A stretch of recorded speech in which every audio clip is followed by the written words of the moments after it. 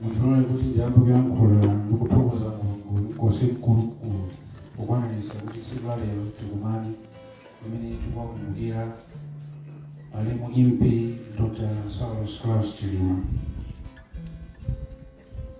Ine mawu ambiri ndilo yankola koma ndi mavesi awiri awo.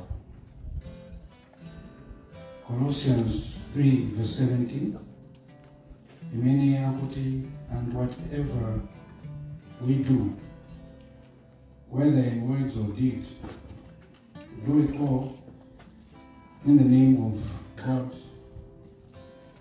Jesus Christ, giving thanks to the Father through Him. Also, 1 Thessalonians 5 to 16 mpaka 18. But rejoice always, pray continuously, give thanks in all circumstances, for this is what is God's will in Jesus Christ.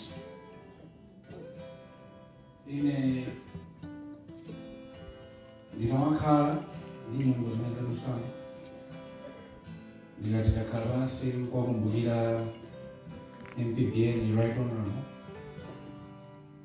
lumakhala okhuzika lumakhala penosanga lumakhala osokonekera munthu chifukwa kuti ndine emotions ambiri amene lumakhala kuyenda patali pena ndikhale ndithu monga mkango ngati ngwenyama kulimba mtima, pena ndikhalenso ngati mwana kukhala osweka mtima mkulira.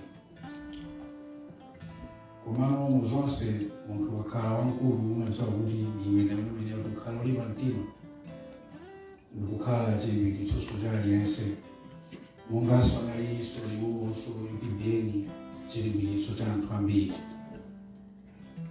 Ndikufuna nini chani ine pamodzi tiyeni tikhale anthu okondana monga nali MPBN, tikhale anthu opempherera mzimu wawo komanso kupempherera ife tomwenso monga anthu amene ntchito iyi tidakayigwira yoti titukule dziko lathu lino, tikondane komanso titere limodzi kuti tizafike kuyenerapo tsiku lina.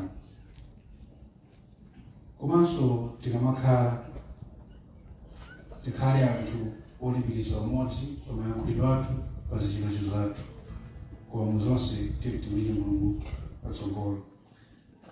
MPBN ife masekongoni ndimandidziwa kuti Malawi monse tidzasowa tikwasowa, ndipo mtima wathu ukulira, koma tikakumbukira kumene analili munthu wake tikukhala tisangalala kuti Mulungu anatipatsa umoyo umenewu ukumana ndi chimanthu cha munthu ameneyo. Ndipo mzimu wa MPBN ndi anthu onsenso naye amene anatisiya ngozi ya ndege pitire musamutendere zikomo kwambiri, Mulungu akhale nanu nonse.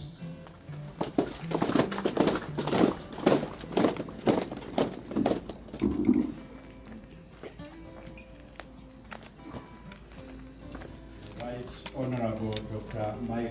Inkosi, Vice President of the Republic of Malawi, and all protocols observed. Inenso malo mwa parish yathu ya Nsipe komanso diocese yathu ya Dedza